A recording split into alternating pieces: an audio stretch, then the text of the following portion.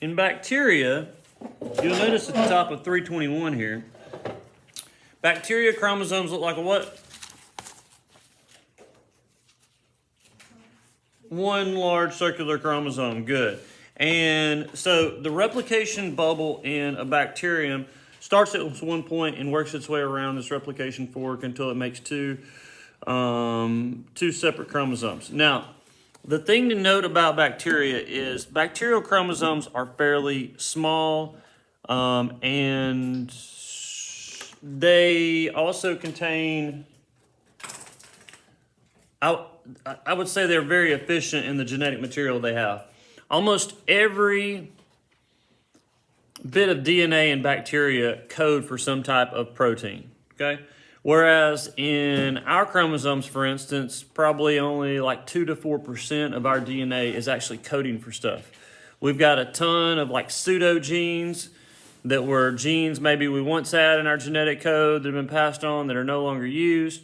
There's a bunch of what they think is viral DNA that's been embedded in our DNA and it's no longer used or expressed. Just like when somebody gets the herpes, like let's say you get a cold sore, you get exposed to herpes, that virus embeds its DNA in your DNA.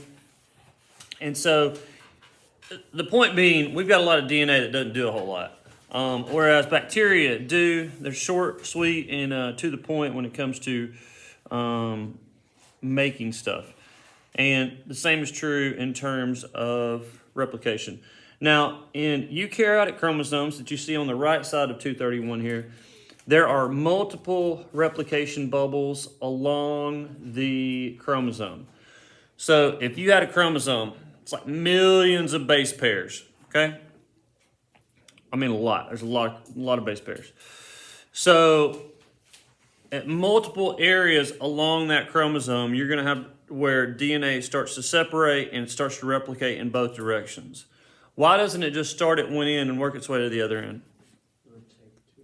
Yeah, it'd take a long time. And so the more places where you can work on and copy going in each direction, the quicker you can get that replication to take place. And you can see a picture here on 231 on the right side in the middle.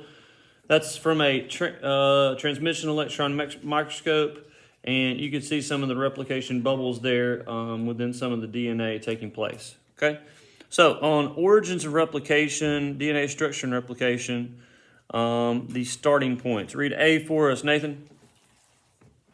Are we in the notes? We are in the notes. Okay. These are specific nucleotide sequences encoding DNA strands that act as starting points. So on your DNA, there are places where enzymes attach at specific coded sections. So we're going to learn for protein synthesis, each time a protein is made and DNA is copied, there is a specific place where those enzymes attach, where that starts replication, or where it stops copying it, starts transcription, and it ends. The same thing on these replication bubbles. There are specific coded sequences where enzymes attach and then they start replication. Okay, that's where they know it's not just randomness. Okay. Number 2, Walker.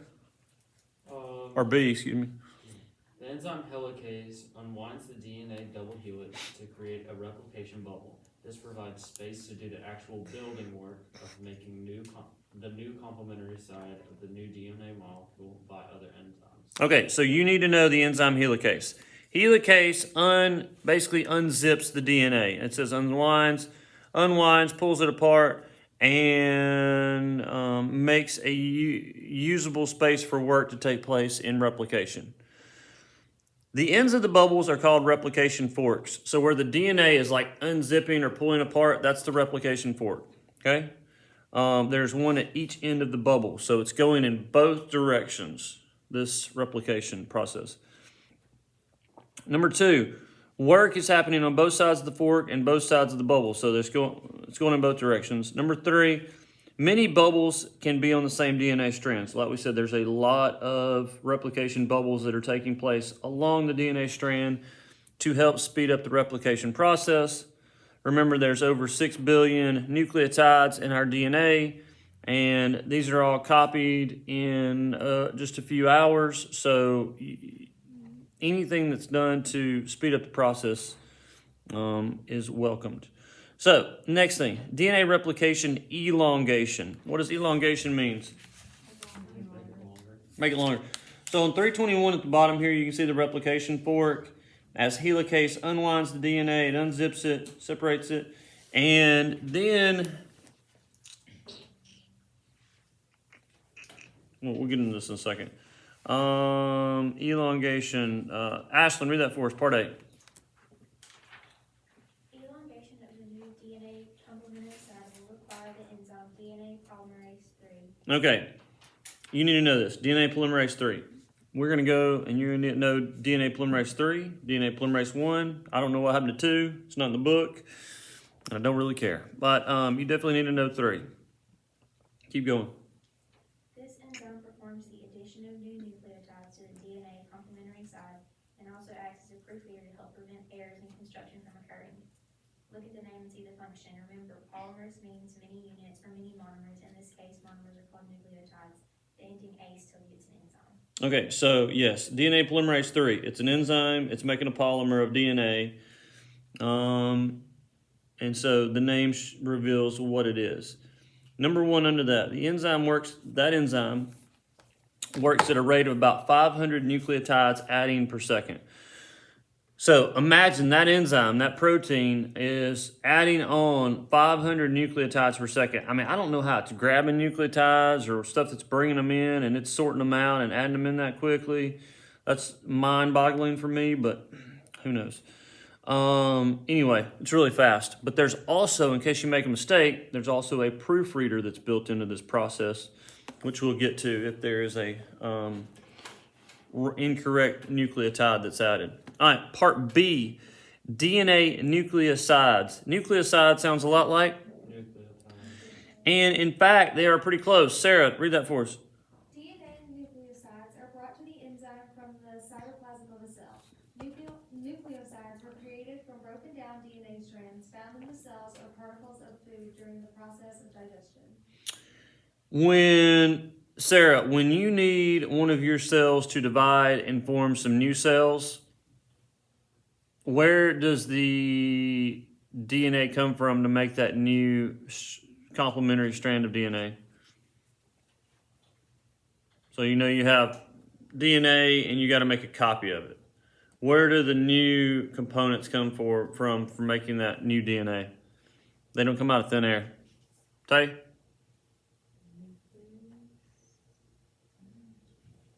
Matthew? I mean, she just read it. What are y'all doing with your lives? Nucleosides. Where'd they come from? They come from The cytoplasm. They come from the remains of food. Food, yes. In order for us to grow and develop and things to happen, we have to eat food. So you're eating plants or animals, or maybe fungi if you're weird, and when you consume them in their cells, then inside those cells, there is DNA and there's RNA, and so your body takes that in. Hey, can you take that in there with you so you don't have to interrupt my class? Keep it in there with you the rest of the day. Thanks. Other teachers. And so that's where we get our components for making new stuff that we need. So when you need new DNA for new cells, then we eat plants, we eat animals. We're all using the same 4 nitrogen bases and same 4 nucleotides, DNA nucleotides anyway, and then the same 4 from RNA. So we're just recycling and reusing them. Now, that term nucleoside, if you look on the next part here, a nucleoside has 3 phosphates to supply the bonding process with energy. Remember, to create a bond requires free energy. A nucleoside loses 2 phosphates in the bonding process. The loss of phosphates makes it a nucleotide. For all you math nerds out there, let's make a little math equation. Nucleoside equals what plus what?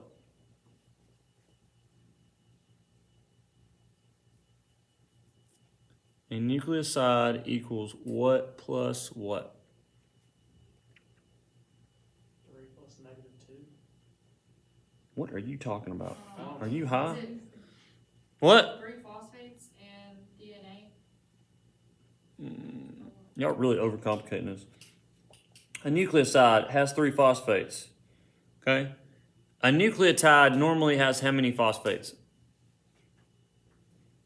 What are the components of a nucleotide? One phosphate group, Phosphate, carbon. sugar, nitrogen base, right? Okay? So that's a nucleotide. So what do we have to do to get to a nucleoside? Add 2 phosphates. So a nucleotide plus 2 phosphates equals a nucleoside. Does that make sense? What do the 2 phosphates do? What is their purpose? Why are we throwing 2 phosphates on a nucleotide? Energy. Well, anytime you add a phosphate to something, you're more than likely adding energy to it. So this is where the energy comes from. Remember, the nucleotides, when they're put together on a strand of DNA or RNA, they are hooked together via what type of bond? Covalent bond. So it requires energy in order to form that bond between those different nucleotides. So that's where the energy comes from, is the phosphates. Riddle me this. Let's say we have a nucleoside and its nitrogen base is adenine. What would that basically be the same as? Let's say you had a nucleoside and its nitrogen base was adenine. That's basically the same as what?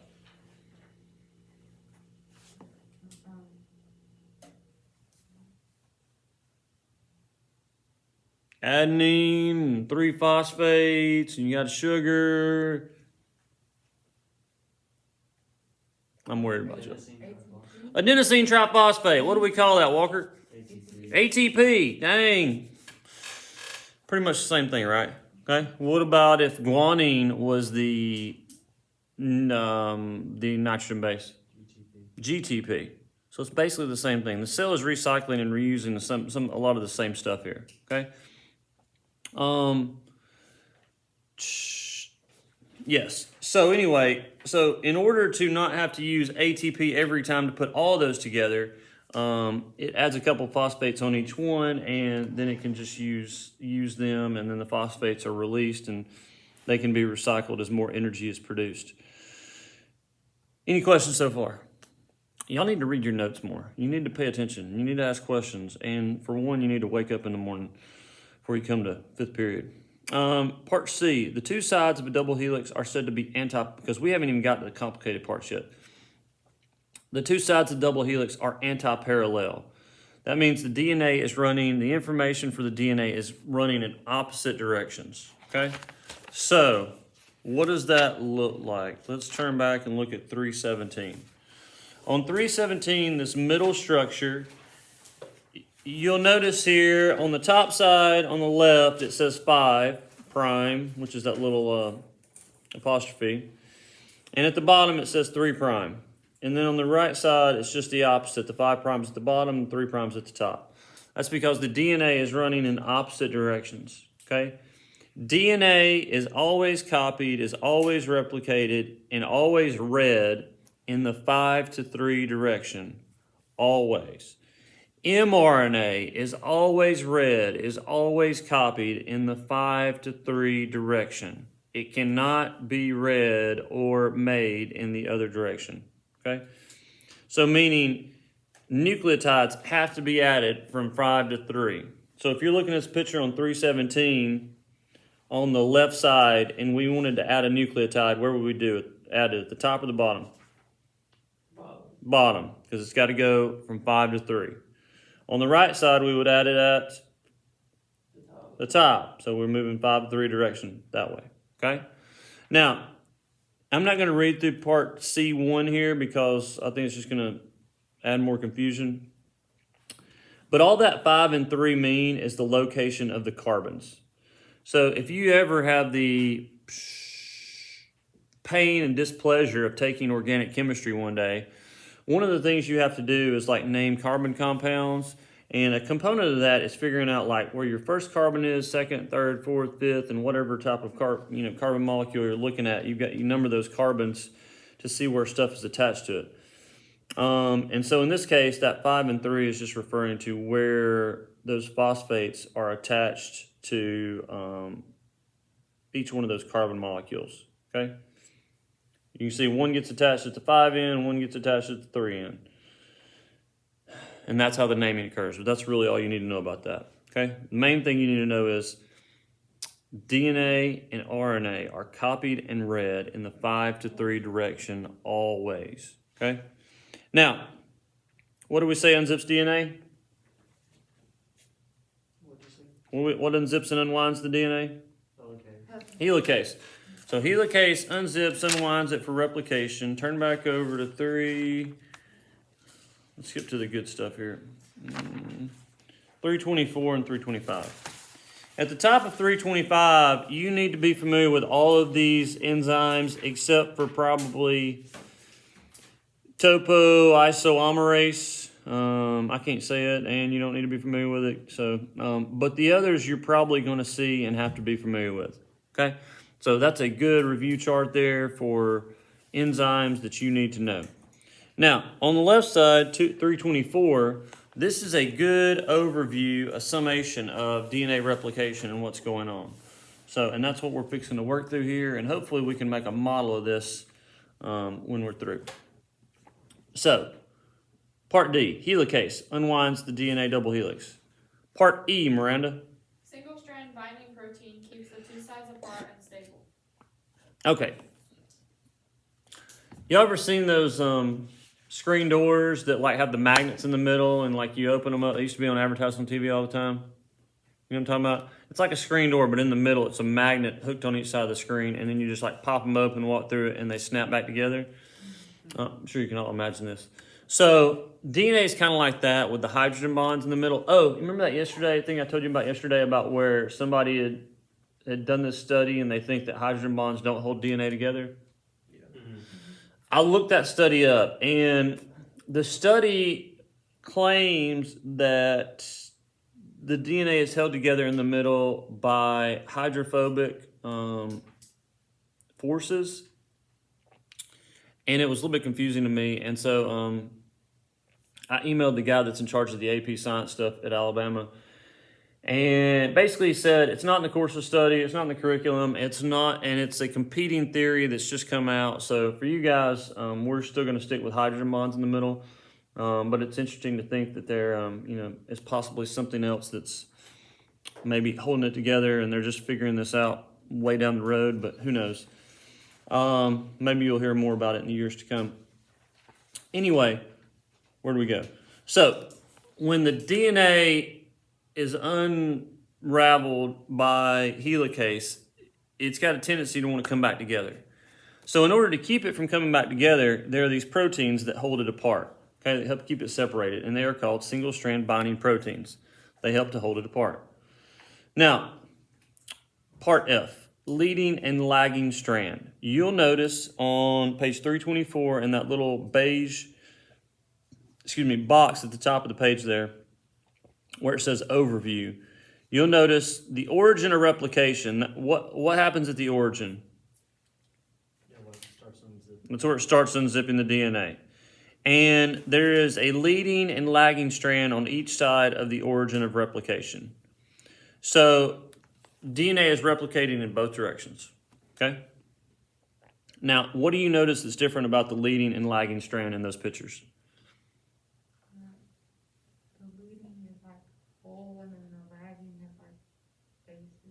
Yes, so the leading strand is one continuous strand that's added in, new nucleotides that are added in. And the lagging strand is being added in small little segments or fragments. Okay? What did we say is important to know about how DNA is replicated? Can only be replicated in the 5 to 3 direction. So because of that, that's why you have this lagging strand that looks so funky where these little segments are added in. Okay? So we're going to go through and try not to let this blow your mind and try to pay attention. The leading strand, Walker. The lead strand of the replication fork. Remember, there are two forks going in opposite directions. To start adding nucleosides, we first need to attach the RNA primer. Remember, RNA is a disposable form of DNA. Using primase enzyme and go.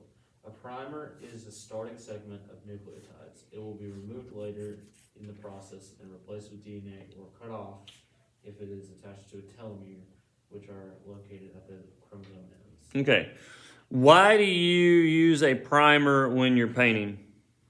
Make sure that you Make sure don't mess up. So make sure the paint sticks.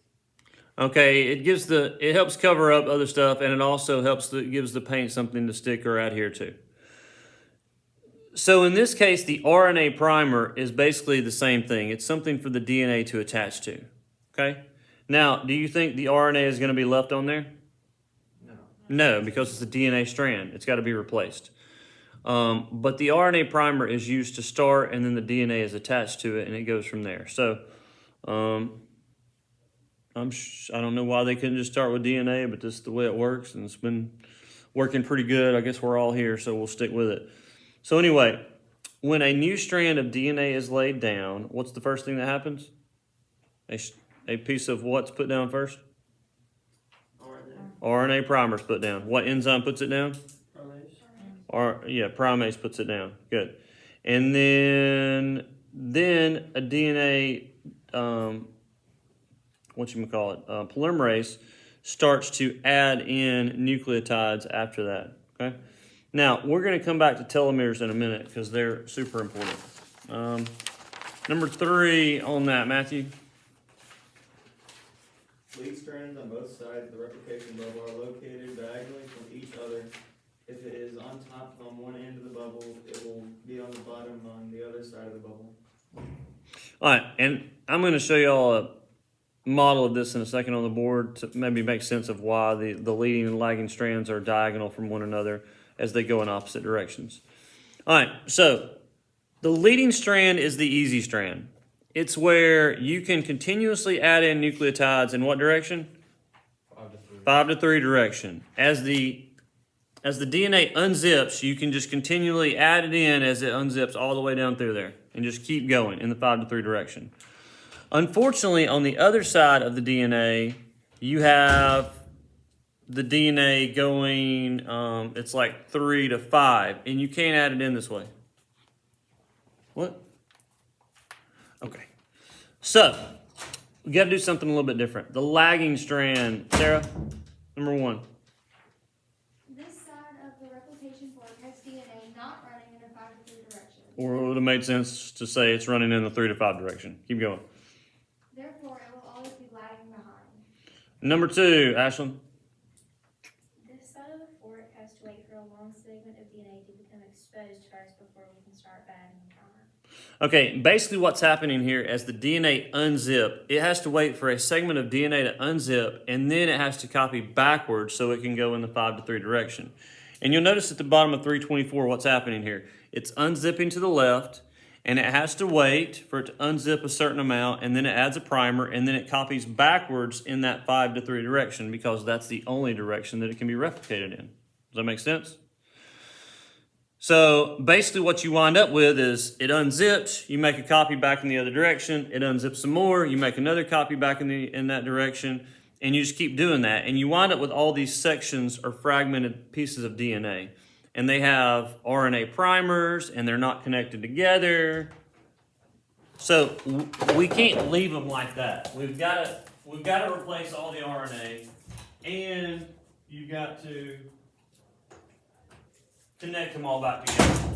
So, some people would say there's an app for that. Well, there's an enzyme for that. So, number 3, Tay. When a long segment has been opened by Helix, a RNA primer disposable will attach, and then DNA Polymerase III will work backwards, making an Apoptosis fragment. Okay, now, first thing that happens here, if you look in your book in the picture, once it unzips past a certain point, then an RNA primer is laid down via primase, and then DNA polymerase III starts adding nucleotides, and it lays down a segment of DNA. And then it unzips some more, and then you have the same thing happen past it, and it just keeps going. Now, these little fragments that are laid down after it unzips a little bit. Now, I know in the book it shows them, and they're not very big, but in reality, I think they're probably in a few thousand base pairs. So it'll open up like, a few thousand ATCs and Gs. It'll copy backwards, and it'll open up a few thousand more and copy backwards. Because remember, like a DNA strand is millions of nucleotides. So these fragments are probably a few thousand long. If anybody wants to look that up and correct me, I'm sure you probably will. But it's open. It's making a bunch of these fragments. Now, and the same thing here. DNA polymerase III is used to add in the nucleotides. Helicase is used to unwind it. RNA primer or primase is used to lay down that RNA primer. And then the fragment of DNA that's laid down is called an Okazaki fragment, named after some people named Okazaki that figured this out. Congratulations to them. I think it was actually a husband and wife team, which is pretty rare. Number 4, Miranda. When the DNA polymerase III on the newly created Okazaki fragment reaches the previous RNA primer of the previous Okazaki fragment, the DNA polymerase III will remove the old RNA primer and replace it with a new DNA nucleotides. This keeps the DNA intact. Okay, there's a correction to be made here. So DNA polymerase lays this down in the 5-3 direction, creates a new Okazaki fragment. When it reaches the previous RNA primer, DNA polymerase I, that should be 1. There's a misprint there. Okay, you can see it in your book. It says DNA polymerase I. So you've got a different enzyme here. DNA polymerase I comes in, removes the RNA primer because we can't have RNA in the middle of our DNA because that's weird, and replaces it with new nucleotides. Okay? So it takes out that RNA, replaces it with new nucleotides. Now, the problem you have here, as you see over to the bottom right, is even though it replaces those nucleotides, for some reason, when it meets the DNA, or the next nucleotide, it doesn't connect them all together. So there's still a gap there. So, number 5, Okazaki fragments are then stitched, or I would say probably bonded together would make more sense, together using the enzyme ligase. So ligase helps to hook all those fragments together after that RNA primer is replaced with DNA. Okay? Number 6, the lagging strands of each fork on both sides of the replication bubble are also located diagonally. So, let's, hope you got a sheet of paper and something to write with, and we'll see if we can make sense of this on our own, and then we'll see if we can make, a model out of it. So, on my strand of DNA here, I don't know what yours looks like. Well, let's just go through it real quick. I'm going to let red be the original nucleotides, and we'll let black be the new ones. So, let's see. What would go here? C. So we had G over here, C over here. Like if you connected this is the old strand. This is the old strand. What goes right here? T. Because A is going to, you got T over here, A goes right here. So in the new strand, you've got to have an A and a T. And the same thing right here, you're going to have what? C.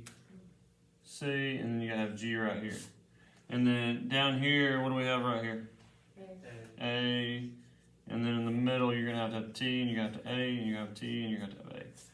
And so it's going to continually work in both directions doing that. Okay? Sorry, Nate. You're good.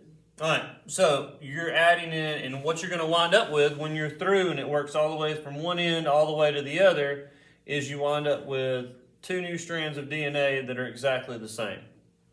They've got half of the old DNA and they've got half new DNA. Everybody good with that? Okay. So how does this actually work in 2 directions? I know you 3 people at home watching this are appreciating it. Here we go. All right. So I've got a fancy DNA bubble up here drawn. It's horrible, but anyway. So this right here, this line I've got through here, this is the origin. Okay, so it's where the bubble started. And if this is your black is the original DNA strand. So this side's running 5 to 3 this way. And this side over here is running 5 to 3 this way. Okay, does that make sense? Everybody good with that? Nate, you move over here if you want to. All right, so when we add in a new strand, let me erase this real quick. Pretend you didn't see this. Play the game, because nobody in first period can figure this out. Okay, so when you're adding in these new nucleotides, the red ones that I put in here, DNA can only be added in what direction? 5 to 3 direction. So, on this top part right here, which way is is this red strand right here, is this going to be the leading or lagging strand? It's going to be what? Leading. Why? If this is 5 to 3 this way, then that would mean this is 5 to 3 this way. And DNA is always added in 5 to 3. So yes, that's going to be your leading strand.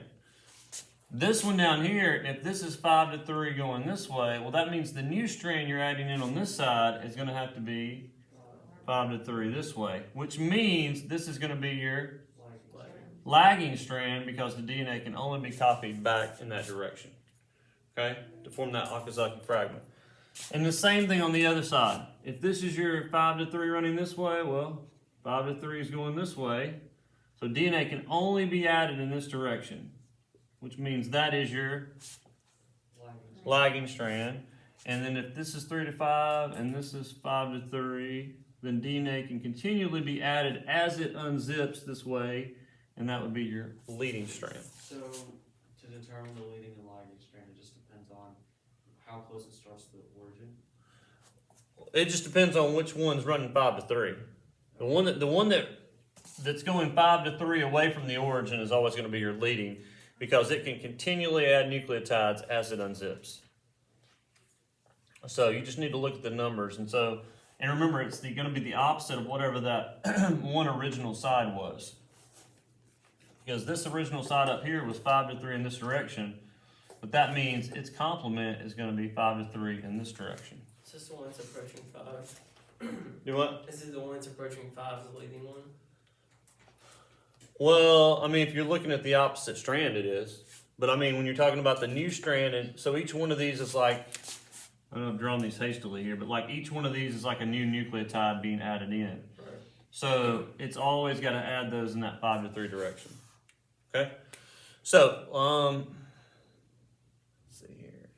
Let's go ahead and finish the notes and then we'll work on our model. Make sure we get through here. Okay. So, what happens when something screws up? Turn over to the next page. 326. Now, I've got a video posted for today, and I don't think we're going to get to it in class.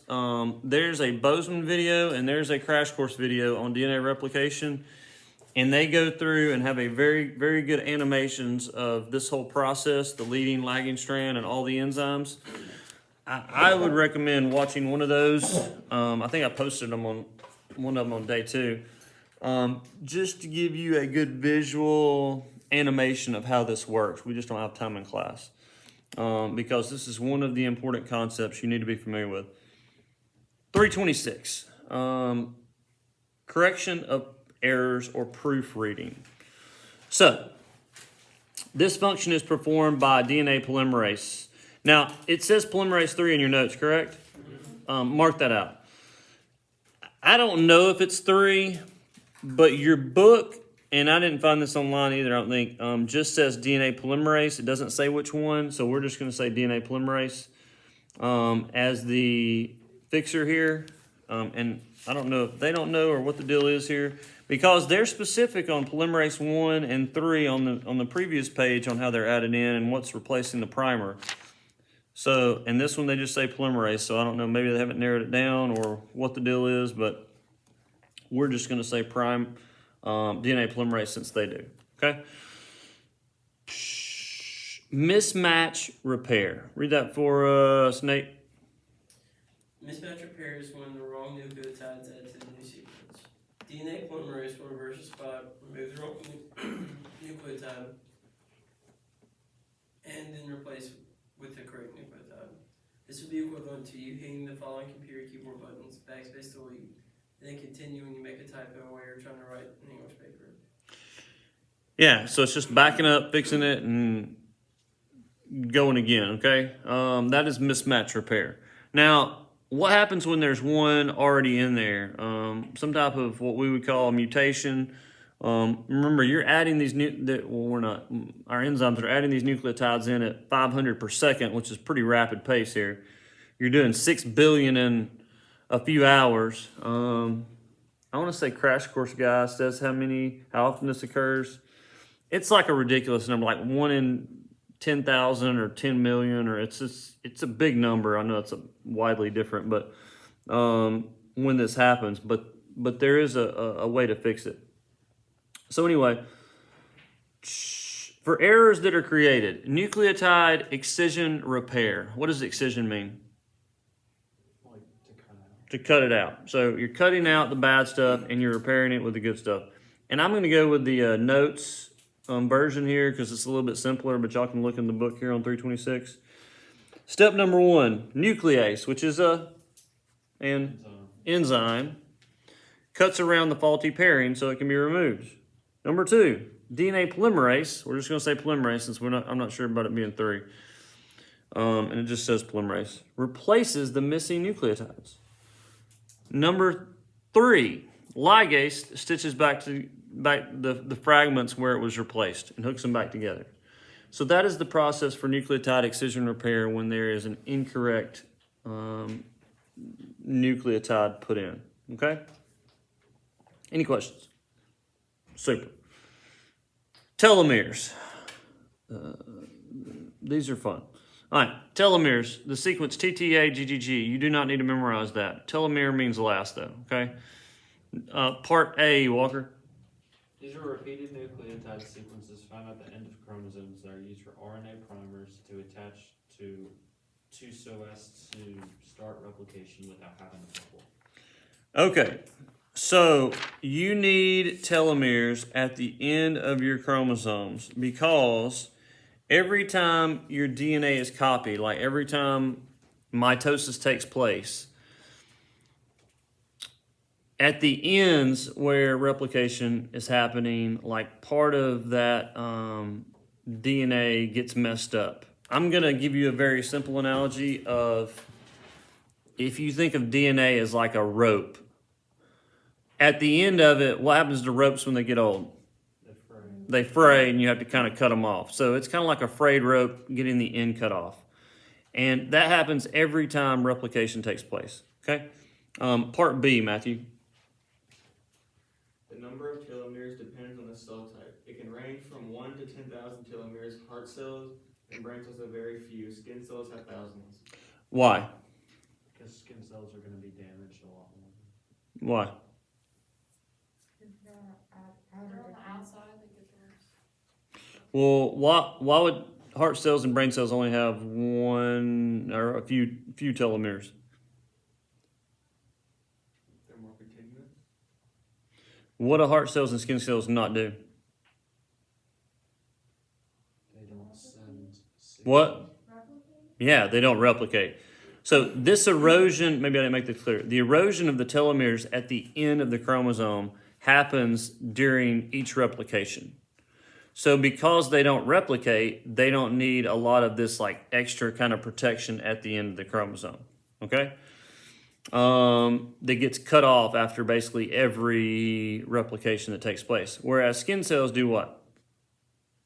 They replicate. Yeah, they're replicating all the time. And so you are going to have lots of telomeres to, because they're going to be chopping off an end each time they replicate. Part C, Sarah.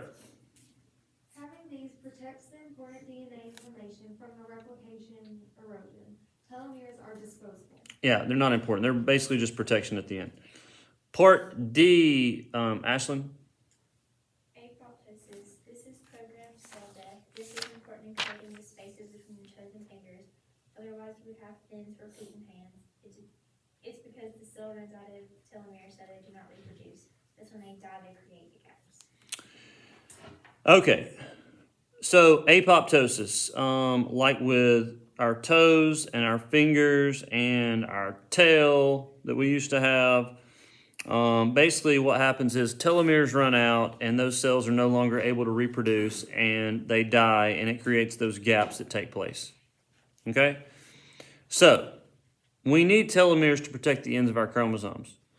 In some cases, they're programmed in, so there's not many for apoptosis to take place. So how does this work? Telomerase. Telomerase sounds like a what? An enzyme. Part A, Tay. This is the enzyme that replaces telomeres during fetal development. Why would you need a lot of telomeres during fetal development? Yeah, your cells are dividing rapidly all throughout fetal development, so you need telomeres to prevent the erosion of that DNA. Okay, so imagine you have your DNA that codes for stuff, and at the end of it, there's a bunch of these telomeres that are added on, and every time replication happens, where it's like hooked on for the DNA to be copied, when like the RNA primer and all that's removed, like the end gets chopped off. So every time they get copied, the end gets chopped off. And so you need a bunch of these telomeres added in order to protect the integrity of your DNA. Did you finish that? No. Keep going. After the fetus is fully developed, this enzyme sets off and degrades over time. The DNA segment quadrigene that is responsible for providing the blueprint on how to make this enzyme will become heavily methylated. Okay. You don't want too many telomeres because then that can lead into cancer, which we're going to get into in a second. So at the end of fetal development, when you want that replication to slow down, that gene is methylated. Methylated means, and this is pretty simple, it means a methyl group is added to a section of the DNA to turn that DNA off. We're going to talk a little bit about, I think the end of next week, about epigenetics. It's a very fascinating field, and they're just finding out stuff in this field of epigenetics. But basically, it's a field where, like, let's say, Walker, you smoke all your life, or you eat heavily and are obese all your life, or you're starving all your life. Things that you do throughout your lifetime can affect your DNA that's passed on to your offspring. And I'm not talking about like effects the A, T, C's, and G's. I'm talking about you can have methyl groups added to your DNA, and that could be passed on to your offspring, which means you could pass a gene to your offspring, but because it's methylated, that gene is switched off. And so I kind of like analogize it to like sins of the father, where like if you do something in your lifetime, it could affect whether their genes are turned on and off in their lifetime. And they're just kind of finding out different examples of how this epigenetics works, this methylation works to turn stuff on and off. So I said, we'll talk more about examples, but that's what's happening when you hear that term methylated. A methyl group's added to a segment of DNA to turn it off. Part B, Miranda. Normally, the active gene is found in the gamete-producing germ cells, cancer. When this enzyme is turned back on in children or adults, it leads to abnormally fast growth of cells. This abnormal growing group of cells is called a tumor. Some can be malignant and some can be benign. So when that gene, if it gets turned back on for the telomeres, it can reactivate cell growth, and it can do it in a rapid form and cause cancer. So I forgot to tell y'all this. Scientists think that people can only live, even if they don't die from anything else, the maximum that you could possibly live is about 150 years. Because after 150 years, you will have eroded and cut away at so many of your telomeres, you're going to be working into where cells are divided, and you're going to be getting into the actual DNA. And so, like, that's the maximum amount of time someone could possibly live, even if they don't have a heart attack or get run over or whatever else, because there's only so many telomeres at the end of your DNA. But you don't want too many telomeres at the end of your DNA, because if that gene's turned on and you're adding a bunch, then that could cause you to have cancer. So there's this fine line. You want so many where you can live a long time, but you don't want so many where rapidly produced where it winds up causing cancer in your life. So anyway, it's a balance. Are you born like a certain amount? What? Are you born a certain amount, or is it produced as needed? From what I understand, I think you're born with a certain amount. Like there's so many added on to your DNA, and then like over time as your stomach cells are replicating, like it's just continually eroded away at. Okay, last thing, you got 4 minutes here. I want you to, God bless America, we run out of time. Let's start here. We'll work for 3 minutes, and then if you don't get finished, we'll do it tomorrow, and y'all can just leave your stuff on the countertop. I want you to add in the three middle segments of DNA. I want you to create a replication bubble. And if you need extra pieces, I've got a bag of extras up there. Does that make sense? So you're going to unhook the middle 3, and you're going to add in a bubble there in the middle.